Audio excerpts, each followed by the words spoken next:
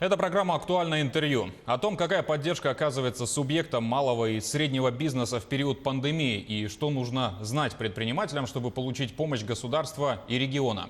Об этом и не только будем говорить с заместителем председателя правительства Якутии Денисом Белозеровым. Денис Георгиевич, здравствуйте. Здравствуйте. Расскажите, какие есть меры региональной поддержки для субъектов малого и среднего предпринимательства в период столь сложной эпидситуации? В целях поддержки малого и среднего предпринимательства в республике принят указ главы республики от 24 марта еще. Также в него уже вносились изменения. И на сегодняшний день у нас по данным мерам поддержки субъектов малого и среднего предпринимательства 25 мер поддержки. Министерством предпринимательства республики ведется ежедневный мониторинг исполнения. И на сегодня можно констатировать, что порядка 15 мер поддержки или 60% уже реализованы. Если на них остановиться коротко, то это снижение налоговых ставок по упрощенной системе налогообложения, это доходы и доходы минус расходы. Это освобождение на 2020 год уплаты налога на имущество предпринимателям, занятым в общественном питании и в гостиничном бизнесе.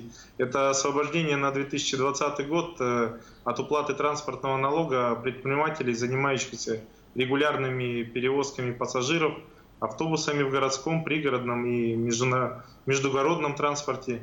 Ну и это докапитализация фонда развития предпринимательства. Он у нас докапитализирован на 200 миллионов рублей. Также это вопросы приостановления проверок субъектов малого и среднего предпринимательства. Также приостановлены процедуры банкротства со стороны органов исполнительной власти, со стороны органов и предприятий, которые находятся в собственности субъекта Российской Федерации и муниципальных образований. Также это вопросы рассрочки со стороны ресурсоснабжающих организаций по оплате коммунальных услуг. Также это вопросы, связанные с приостановлением процедуры ограничения потребления коммунальных услуг в отношении субъектов малого и среднего предпринимательства. Большой перечень вопросов, который уже на сегодняшний день решен. И у нас еще на сегодняшнее число, можно сказать, 10 мер поддержки, которые находятся в работе. Одна из них — это снижение корректирующего коэффициента К2. Это единый налог на вмененный доход, который принимается решением собраний улусных или городских округов. На сегодняшний день в 28 муниципальных образованиях эти решения приняты о снижении К2. Также в 3 муниципальных образованиях на сегодня на рассмотрении. Это Якутск, конечно же, основной наш город, где сосредоточено большое количество предпринимателей, Ленский район и Алекминский район. И в 5 муниципальных образованиях эти вопросы еще на рассмотрении. То есть пока по ним информации достоверной нету. Также это снижение ставки по земельному налогу, тоже на уровне муниципальных образований принимается. 12 муниципальных образований эти решения уже приняли. На этапе принятия 8 муниципальных образований, и решения не приняты еще в 17 муниципальных образованиях. Также у нас буквально вчера был объявлен отбор Министерством предпринимательства и развития туризма по 7 направлениям поддержки. Это субсидирование затрат наших субъектов малого и среднего предпринимательства. На эти цели из резервного фонда республики выделено 98 рублей, которые будут направлены предпринимателям по тем мерам поддержки, которые эти направления предусматривают. Это возмещение части затрат по уплате процентов по банковским кредитам, по лизинговым платежам, это фиксированный платеж по страховым взносам, это вопросы, связанные с деятельностью предприятий, субъектов в туризме, и так далее. Это вопросы и арендных платежей, то есть ряд направлений, которые тоже позволят предпринимателям чувствовать себя более стабильно. Да, перечень действительно не маленький. Расскажите, а какие приняты федеральные меры для среднего и малого бизнеса? Ну, правильно отметили, на уровне Российской Федерации также приняты меры. Уже 2 пакета мер принято по решениям правительства Российской Федерации. Первый предусматривает продление сроков уплаты налогов, это Федеральной налоговой службы, и перенос сроков уплаты налогов и отчетности по линии Федеральной налоговой службы.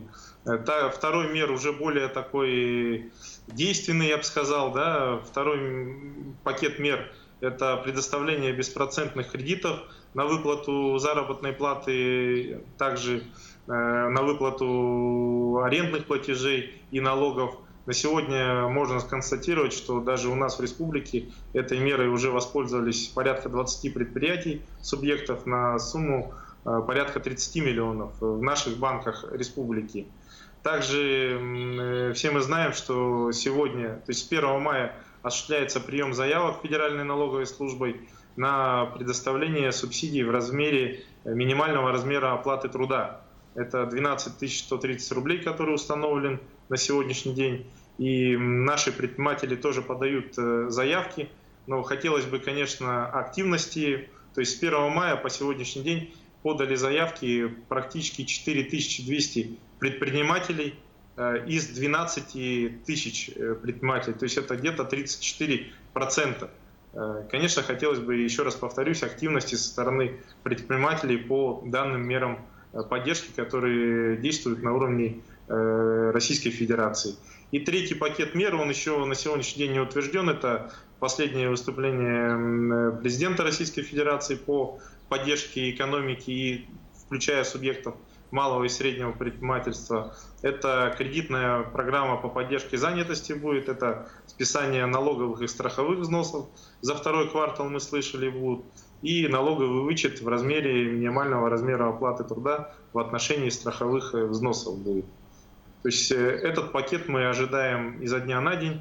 Уже утвержденные правила решения на уровне Российской Федерации, и также будем отрабатывать с нашими предпринимателями.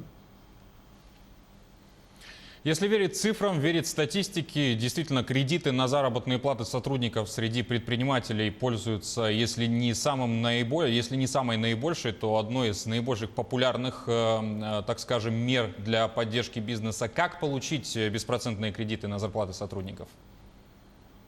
Ну, трудностей здесь никакой нету. Необходимо обратиться в уполномоченные банки. Они на сегодняшний день есть на сайте Минэкономразвития, те банки, которые проходят по этой программе. Но если остановиться, это, конечно же, Сбербанк, это ВТБ банк, это банк МСП, который поддерживает субъектов малого и среднего предпринимательства непосредственно, да? Это банк Согласия. То есть вот в эти банки необходимо предпринимателям обратиться для того, чтобы получить данную меру поддержки. То есть это кредит на также выплату заработной платы, на погашение арендных платежей, на оплату налогов, который предоставляется без процентов. То есть, в принципе, здесь проблем нет. И сегодня, как я уже отметил, порядка 20 предпринимателей такой кредит у нас в республике уже получили. Конечно, необходимо соответствовать для того, чтобы получать данные кредиты. Это и сокращение персонала не должно превышать 10%, это и предприятие должно относиться к тем видам экономической деятельности, которые утверждены на уровне Российской Федерации, ну и являются пострадавшими от пандемии.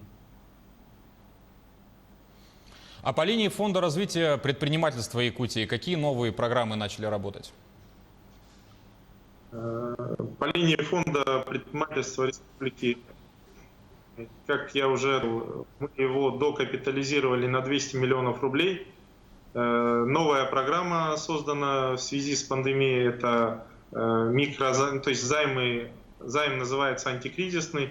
Он предоставляется субъектам малого предпринимательства, то есть микропредприятиям от 1 до 3 миллионов, а средним предприятиям до 5 миллионов рублей с отсрочкой оплаты основного долга до 9 месяцев. На сегодняшний день этим направлением уже воспользовались порядка 52 предприятий на сумму 40 миллионов рублей. То есть, в принципе, по этому направлению мы чувствуем, что есть активность со стороны предпринимателей, и в этом направлении работа проводится.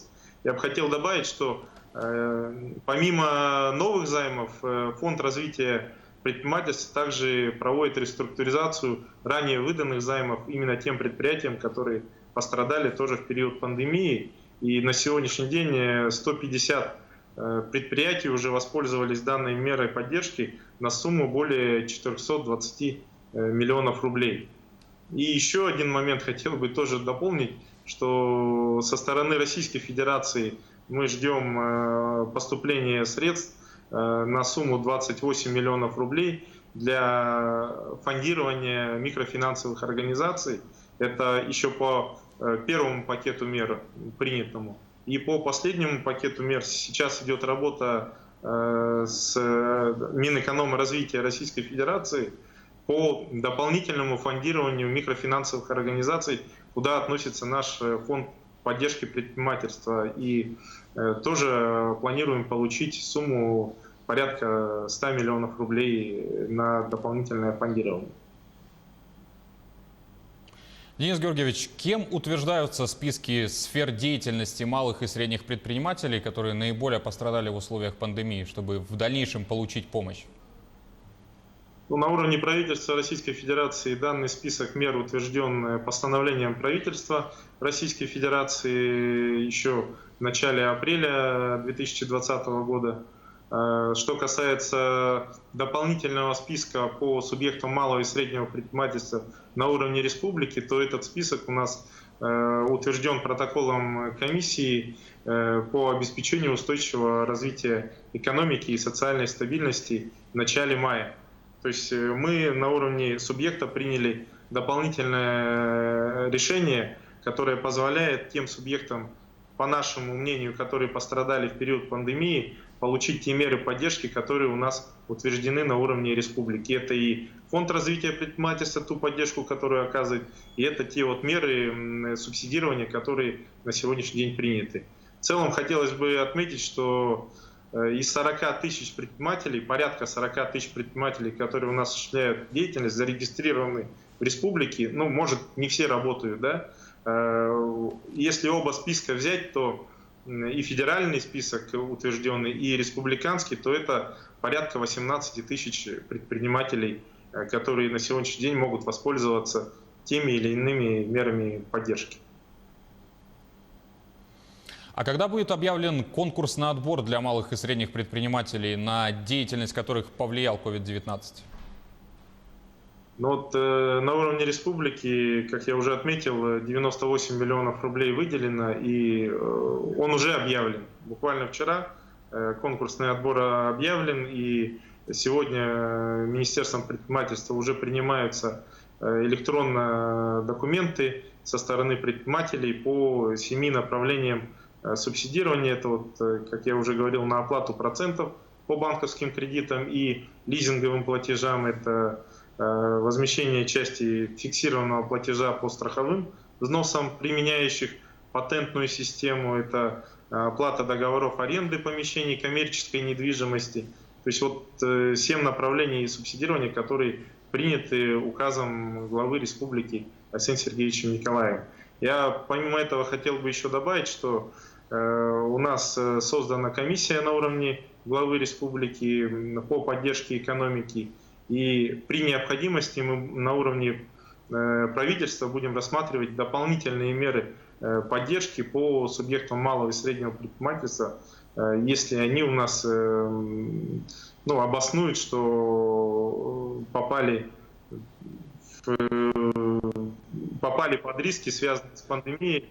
Ну и, конечно же, необходимо им оказать определенную поддержку, чтобы стабилизировать их ситуацию. Денис Георгиевич, у вас сейчас есть возможность обратиться к нашим теле- и интернет-зрителям.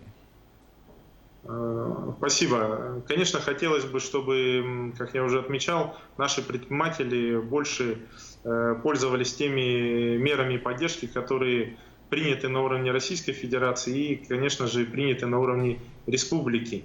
Ну и соблюдали все меры санитарного благополучия, которые тоже им предписаны. У нас на сегодняшний день действует портал по поддержке субъектов малого и среднего предпринимательства. Это портал .b14.ru, ну и сайт, конечно же, Министерства предпринимательства. Просим обращаться и пользоваться теми мерами, которые действуют. Денис Георгиевич, спасибо, что выделили время ответить на наши вопросы. Удачи вам и всего доброго. Спасибо. До свидания. Поддержку предпринимателей в условиях пандемии мы обсудили с заместителем председателя правительства Якутии Денисом Белозеровым. Это было актуальное интервью. Оставайтесь с нами.